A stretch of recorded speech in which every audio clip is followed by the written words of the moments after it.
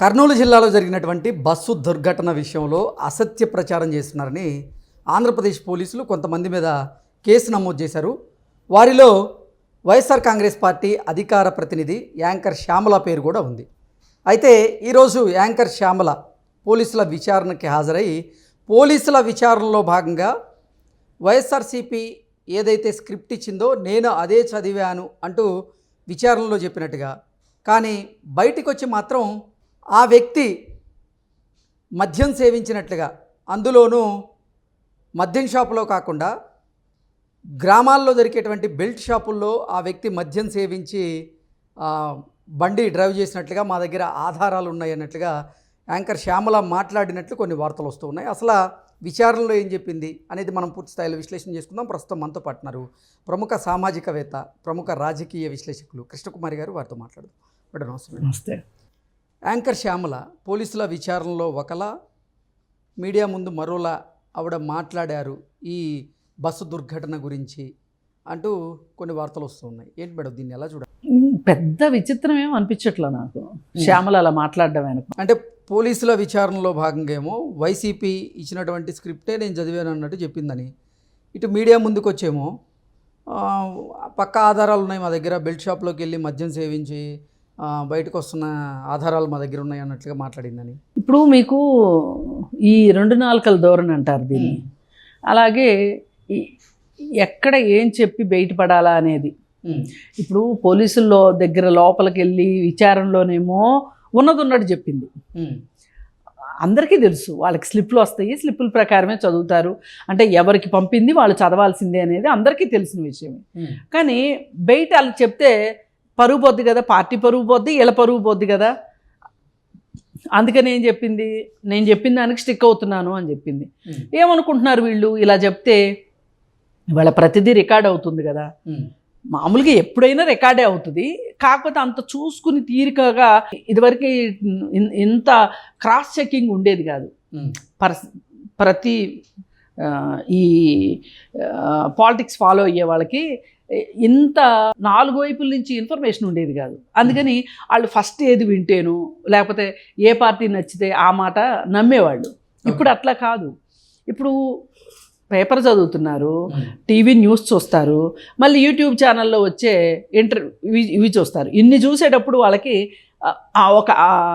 ఎవరు కరెక్ట్గా చెప్తున్నారు అనేది గమనిస్తున్నారు. జనాలకు అర్థమయ్యేది అర్థమవుతుంది. అందుకని వీళ్ళకి అర్థం అంటే తను అంతకుముందు ఆ మాట అని ఉంది కదా, మళ్ళీ అదే పాట ఇక్కడ కూడా పాడింది అనమాట. అయితే ఇదంతా రికార్డ్ అవుతుంది కదా. మరి రికార్డ్ అయినప్పుడు మళ్ళీ ఇంకోసారి కేసు పెట్టరా? పోలీసులు ఇంకోసారి కేసు పెట్టచ్చు కదా. మరి సాక్ష్యాలు ఇచ్చేటప్పుడు ఇచ్చిన సాక్ష్యం కాదు అనటానికి కానీ, అంటే ఒక పర్టికులర్ విచారణలో ఇప్పుడు కోర్టులో సాక్ష్యం చెప్తారు, వెళ్ళి చెప్పిన తర్వాత ఫస్ట్ ఏది చెప్తారో దానికే కట్టుబడి ఉండాలి. ఓకే, మార్చారనుకోండి ముందు మిమ్మల్ని శిక్షిస్తారు, అసలు వాళ్ళని వదిలేసి అసలు వాళ్ళ పక్కన పెట్టి. అయితే మరి ఇప్పుడు ఇక్కడ కూడా శ్యామల విషయం బయటకు వచ్చి ఇలా మాట్లాడుతుంది కదా, ఇంకో కేసు బుక్ అవుద్ది. అయితే అవని మాకేంటి? ఇప్పుడు ఆ పార్టీలో వాళ్ళందరికీ ఉన్నది ఉద్దేశం ఏంటి అంటే, మా జగనన్న మీద లేవా కేసులు, మా జగనన్న జైలుకి వెళ్ళి రాలేదా, మా జగనన్న శుక్రవారం వెళ్ళలేదా, ఇప్పుడంటే ఏదో ఓ సదుపాయం తెచ్చుకున్నాడు కానీ, ఏదో ప్రజాసేవ చేస్తున్నానని ఒక మినహాయింపు తెచ్చుకున్నాడు కానీ, అసలు కేసులుంటేను జైలుకి వెళ్తేను వాళ్ళే సీఎంలు అవుతారంట అనే ఒక ఉద్దేశం కూడా ఉంది. అసలు చాలామంది పనిగట్టుకుని ఇప్పుడు అరెస్ట్ చేస్తారా చేయండి అని కూడా మాట్లాడుతున్నారు. తెలంగాణలో కూడా విన్నాం మనం, జైలుకి వెళ్తే పదవి వస్తుంది అని. అది ఇప్పుడు ఈమె కూడా అదే తాతహలాడుతుంది. ఎందుకు ఇంత మాట్లాడాల్సిన అవసరం ఏముంది? ఇప్పుడు కర్నూలు ప్రమాదం గురించి చాలామంది చాలా అభిప్రాయాలు చెప్పారు. ఎవరు చెప్పినా ఒక సెంట్రల్ ఐడియా ఏంటి, ఇది ప్రైవేట్ బస్సులు నిర్లక్ష్యం, భద్రతా లోపాలు, వాళ్ళ డబ్బు కక్కుర్తి, ఇవే కదా మాట్లాడుకున్నాం. అంటే బైకర్ శివశంకర్ వల్లే ఈ ప్రమాదం జరిగింది, అది తప్పు మాట. శివశంకర్ వల్లే జరిగింది అనడం తప్పు మాట. ఆ లెక్కన అయితే కనుక ఫస్ట్ ఆ బైక్ను తప్పించుకుని 19 వాహనాలు వెళ్ళి అవును. ఆ ఫస్ట్ వాహనమే యాక్సిడెంట్ అవ్వాలి. నేను లేదు అనట్లా, కానీ మొత్తం అతని మీద వేయడం కరెక్ట్ కాదంటున్నా. అయితే ఇప్పుడు వీళ్ళు మాట్లాడేది ఏంటంటే అతను తాగున్నాడు, తాగి డ్రైవ్ చేశాడు. ఆ తాగింది కూడా ఏం తాగాడు? కల్తీ మద్యం తాగాడు. ఏది బెల్ట్ షాపులో దొరికే తాగాడు, అనాథరైజ్డ్ షాప్లో తాగాడు. అంటే వీళ్ళు ఏం చెప్పదలుచుకున్నారంటే ఇక్కడ ఒక కర్నూలు బస్సు ప్రమాదం, ఒక 19 ప్రాణాలు మలమల మాడిపోయినాయి, గుర్తుపట్టలేని స్థితిలో మాడిపోయింది. ఇవన్నీ వీళ్ళకి అసలు వీళ్ళ గుండె దాకా, వీళ్ళ మనసు దాకా వెళ్ళట్లా. వీళ్ళ మనసు దాకా వెళ్తుంది అంటే వీళ్ళ ఆకాంక్ష ఏంటి, ఏం చెప్తుంది అని అంటే, వీళ్ళ తెలివికి అందిన మాట ఏంటి అంటే ఆ బైకర్ తాగాడు, ఆ తాగింది బెల్ట్ షాప్ మందు అని మనం ప్రచారం చేస్తే ఈ రాష్ట్రంలో బెల్ట్ షాపుల మందు ఏరులే పారుతుంది. ఈ ప్రభుత్వానికి చెడ్డు పేరు తీసుకురావాలి, చంద్రబాబు నాయుడిని పరిపాలనని అబాస్పాలు చెయ్యాలి అనే ఒక లక్ష్యం తప్పితే అసలు ఈ కర్నూలు బస్సు ప్రమాదం ఎందుకు జరిగింది, దీనివల్ల నష్టపోయిన వాళ్ళు నష్టపోయారు సరే, ఇక ముందు ఇట్లాంటివి జరగకుండా ఉండాలంటే ఏం చర్యలు తీసుకోవాలి అనేది మాట్లాడాల్సింది పోయి వీళ్ళకి ప్రతిదీ రాజకీయం చేయటం, శవం కనిపించగానే వీళ్ళల్లో ఇంకొక మనిషి బయటకు వచ్చేయటం, ఆ బయటకు వచ్చేసిన మనిషి సంబంధం లేని మాటలు మాట్లాడటం, ఉచ్చు నీచు లేకుండా మాట్లాడటం. అంటే అసలు మనుషుల్ని ఎక్కడికో తీసుకెళ్ళిపోతున్నారు, వేరే ప్రపంచంలోకి తీసుకెళ్ళిపోతున్నారు. వాళ్ళు ఏదైతే ఊహించుకుంటున్నారో ఆ ఊహల్లోకి సామాన్య ప్రజల్ని డ్రైవ్ చేయాలని చూస్తున్నారు. దీనికి ఈ శ్యామల ఒక్కటే కాదు, శ్యామల లోపల చెప్పింది ఒకటి, బయట చెప్పింది అనేది కదా. జోగి రమేష్ సంగతి ఏంటి చెప్పండి. అంతకుముందు ఏం చెప్పాడు, ఎవరో ఒక దళితని ఒక రెడ్డి సామాజిక వర్గం వాళ్ళు ఏదో వాళ్ళ పరిపాలనలో ఉండగా సజీవ దహనం చేస్తే ఏం చెప్పాడు, ఏంటి కులం అంటారు మీరు అని ఆ రోజు మాట్లాడా. మొన్నేం మాట్లాడాడు, ఒక బీసీని కాబట్టి నన్ను ఇచ్చేశారు, బీసీలు అందరూ రావాలి ముందుకి, వాళ్ళు రారేంటి వీళ్ళు రాలేంటి అని అలోపలోమని ఏడుస్తున్నాడు. ఏ వ్యక్తి అయినా అసలు తప్పు చేయడం ఏంటి, కప్పుచ్చుకోవడానికి కులాన్ని తీసుకొచ్చుకోవడం ఏంటి, ఎలా చూడాలి అంటే నేను 2-4 ధోరణి కోసం చెప్తున్నా. మీరు వాళ్ళలో ఎవరి స్టేట్మెంట్ అయినా చూడండి, 2 రకాల స్టేట్మెంట్ ఇస్తారు. వీళ్ళకి పోలీసులతో ఆడుకోవటం అలవాటు అయిపోయింది. పోయినసారి అవినాష్ రెడ్డి ఆడుకోలా, ఒక హాస్పిటల్లో ఉండి హాస్పిటల్ చుట్టూ తన మంది మార్బలం పెట్టుకొని భయభ్రాంతుల్ని చేసి ఆ సాక్షాత్తు సిబిఐ వాళ్ళే చేతులు ఎత్తేసారు కదా, అమ్మో మేము లోపలికి వెళ్ళమని. ఇట్లా చేస్తున్నారు వాళ్ళు.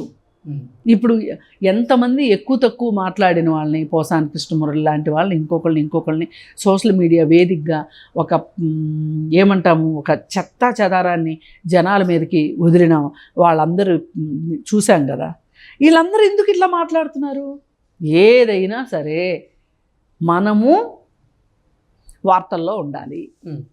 మనకి ఏదైనా ఒక పదవి ఉంది అంటే కనుక ఆ పదవికి న్యాయం చేయాలి. రాష్ట్ర ప్రజలకు సంబంధం లేదు దాంతో. రాష్ట్ర ప్రజలకి కావాల్సింది ఏం మాట్లాడటలా. అసలు ఈ సందర్భంగా మీరు ప్రతిపక్ష పార్టీగా మీరు ఒక డిమాండ్ ఎందుకు చేయకూడదు? వైసీపీ వాళ్ళు కర్నూలు బస్ ప్రమాదం సందర్భంగా నాలాంటి వాళ్ళు మాట్లాడుతున్నారు కదా, ఎప్పుడు వామపక్షాలు కూడా మాట్లాడేది అదే కదా, ప్రైవేటైజేషన్ వద్దు, గవర్నమెంట్ బస్సులను చేసేసేయండి, అప్పుడు ఇంత కాసులు కక్కుర్తుండదని చెప్తున్నాం కదా. మరి మీరు అసలు ఆ ఎజెండా తీసుకుంటే అది కదా ప్రజలకు ఉపయోగపడుతుంది. మీరెందుకు అది వదిలేసేసి బెల్ట్ షాపుల చుట్టూ తిరుగుతున్నారు? అంటే మీకు నిద్రపోతున్నా నిద్ర లేస్తున్నా అధికారం ఉన్నా లేకపోయినా మీకు మద్యం తప్పితే ఏమీ కనిపించట్లా. ఎందుకంటే మీ పార్టీని నడిపించిందే మద్యం కేసు. మీకు ఒక జీవనాడి అయిపోయింది మద్యం కుంభకోణం. దానిలో విపరీతంగా డబ్బులు వచ్చినాయి, ఎక్కడ చూస్తే అక్కడ డంపులు బయట పడుతున్నాయి ఈరోజు. అంటే మీకు మీ పాలిట ఒక లక్ష్మీదేవి లాగా, ఒక లక్ష్మీ కటాక్షం వచ్చినట్టుంది మద్యం గొడవ. దాంతో మీకు ఏది చూసినా సరే బెల్ట్ షాపు, ఇప్పుడేమో బెల్ట్ షాపు, అప్పుడేమో బెల్ట్ షాపులు లేవు, ఇప్పుడేమో కల్తీ మద్యం ఉంది, అప్పుడు కల్తీ మద్యం లేదు. అందుకని మనం ఈ అమ్మాయిని ఒక్కదాన్ని విడిగా చూడటం కంటే కూడా యాంకర్ శ్యామల్ని, ఆమెకి ఒక అధికార ప్రతినిధిగా ఉండే స్థాయి లేదు నిజానికి. ఆమెకి రాజకీయాలు తెలియవు.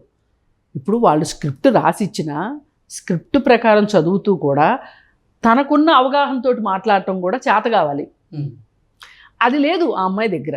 అమ్మాయికి ఏం తెలియదు.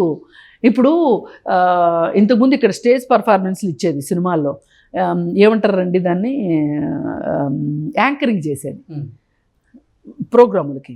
యాంకరింగ్ చేసేటప్పుడు ఇదంతా ఒక 2 రోజులు 3 రోజులు రిహార్సల్స్ చేస్తారు. యాంకరింగ్ ఏ మనిషి వచ్చినప్పుడు ఏ డైలాగ్ వాడాలి, ఒకవేళ మీరు సందర్భోచితంగా ఏదైనా ఒక డైలాగు వేస్తే కూడా చప్పట్లు కొట్టించుకునేటట్లు ఉండాలి. ఇట్లా దీనికి అలవాటు పడిపోయింది అమ్మాయి.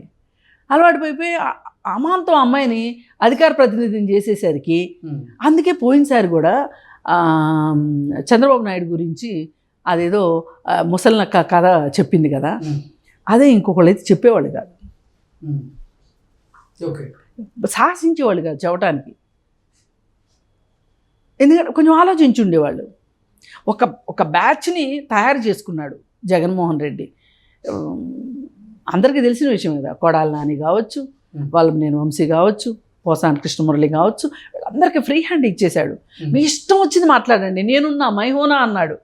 ఇప్పుడు శ్యామలకు కూడా ఆ మైహోనానే ఇలా మాట్లాడిస్తుంది. ఇప్పుడు రేపు పొద్దున పోలీసులు ఇది కూడా ఎవరో ఒకళ్ళు కేసు పెడతారు. ఇప్పుడు పెట్టకుండా ఏం వదలరు. ఆధారాలు ఉన్నాయి అన్నావు కదా, మా దగ్గర బెల్ట్ షాప్కు సంబంధించిన ఆధారాలు ఉన్నాయి అన్నావు కదమ్మా శ్యామల, ఆధారాలు అయ్యి అని అడుగుతారు. ఆధారాలు ఉంటే ఎక్సైజ్ డిపార్ట్మెంట్ వాళ్ళు పెట్టొచ్చు ఇప్పుడు ఈ కేసు. నీ దగ్గర నీకు ఆధారాలు ఉన్నాయి అంటున్నావు కదా, ఆధారాలు అయ్యో మాకు ఇవ్వు అని. ఇవ్వలేదనుకో, తెలిసి కూడా ఇవ్వకపోతే అది చాలా నేరం. ఇప్పుడు రాజకీయ నాయకులు కానీ ఎవరైనా సామాన్య పౌరులు కానీ ఎవరైనా సరే, పలానా వాళ్ళ గురించి నాకు ఒక రహస్యం తెలుసు కానీ నేను చెప్పను అంటే కుదరదు. రాజకీయ నాయకులు చెప్పనంటే అసలు కుదరదు. ఇప్పుడు ఒక్కొక్కళ్ళు అంటుంటారు, నేను నోరిప్పనా అని. ఎవరు ఆపుతున్నారు నేను నోరిప్పటానికి? ఇప్పు అంటే ఎవరిని బ్లాక్మెయిల్ చేద్దామని. ఇప్పుడు ఈవిని అదే అడుగుతారు రేపొద్దున, ఆ బెల్ట్ షాప్ అడ్రస్ చెప్పు అంటారు. చెప్పలేదనుకోండి, ఈమె ఇట్లా కావాలని బెదిరిస్తుంది అని చెప్పి మళ్ళీ ఇంకో కేసు బుక్ చేశారు. దాంట్లో వాస్తవం ఉంటే అసలు పోలీసుల విచారణలో కూడా అదే చెప్పేది కదా, కానీ పోలీసుల విచారణలో ఏమో అదే నేను అంటున్నా. అది ఆమె దగ్గర ఇన్ఫర్మేషన్ లేదు. ఆమెకి తాడేపల్లి నుంచి వచ్చిన పేపర్ చదివింది. ఇప్పుడు ఇందా నుంచి నేను మొత్తుకుంటుంది అదే. ఇప్పుడు వాళ్ళు ఒక పేపర్ పంపించారు. ఇప్పుడు మీరు ఎప్పుడన్నా నన్ను పలానా టాపిక్ మీద మాట్లాడమని అడిగారు అనుకోండి, ఆ టాపిక్ మీద నాకు ఒక సాధికారత ఉంటేనే మాట్లాడతా, లేదంటే నేను ఎన్నిసార్లు మీరు నా వల్ల కాదని చెప్తా. ఇప్పుడు కొన్ని నాకు తెలియదని చెప్పాలి. లేదండి మీకు మేము పేపర్ ఇస్తాము, ఆ పేపర్ స్టడీ చేసి చెప్పండి అని మీరు అన్నారనుకోండి, పేపర్ స్టడీస్ చేసి కూడా చెప్పగలిగేవి కొన్ని ఉంటాయి.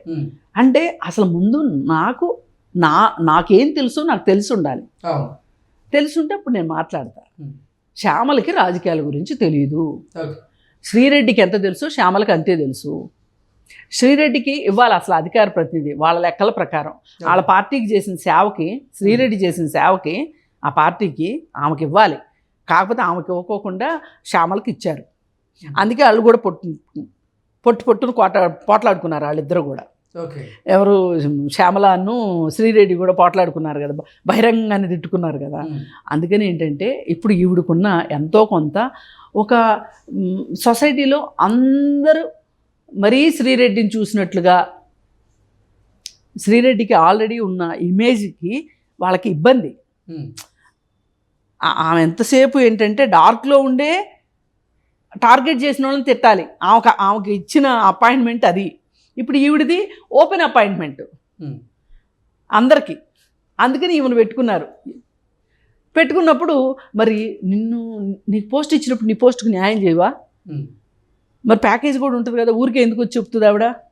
అందుకని చెప్పి ఇన్ని కారణాలు ఉన్నాయి శ్యామల ఇట్లా 2 నాలుకల దూరంలో ఉండటానికి. అందుకని ఒక్కసారి ఈ సందర్భంగానైనా లోపల ఆమె ఇచ్చిన ఇన్ఫర్మేషన్కి, విచారణలో వెల్లడించిన విషయాలకి, బయటికి వచ్చి మాట్లాడిన దానికి హస్తిమసికాంతరం ఉంది. అక్కడేమో లేదు, ఇక్కడేమో ఉంది. ఏదో కొంచెం ఏదో అటు ఇటుగా చెప్పడం కూడా కాదు, పచ్చిగా అక్కడేమో నాకేం తెలీదు, ఇక్కడేమో నాకు అన్నీ తెలుసు. బయటకు వచ్చి ప్రజలను తప్పుదో పట్టించడం అంటే ఇది. ఇట్లాంటి వాళ్ళు అసలు ఉండకూడదు రాజకీయాల్లో, ప్రజలను తప్పుదో పట్టించేవాళ్ళు.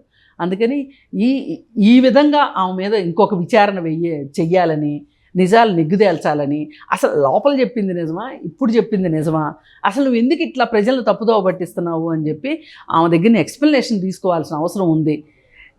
ఇలా చేస్తే ఏమవుద్దంటే ఎవరైనా ఇట్లా మాట్లాడాలి అంటే సాహసించరు. అలాంటి పరిస్థితి ఉండాలి సమాజంలో, ఎందుకంటే ప్రజలకు నిజాలే తెలియాలి. Okay madam, thank you. Thanks.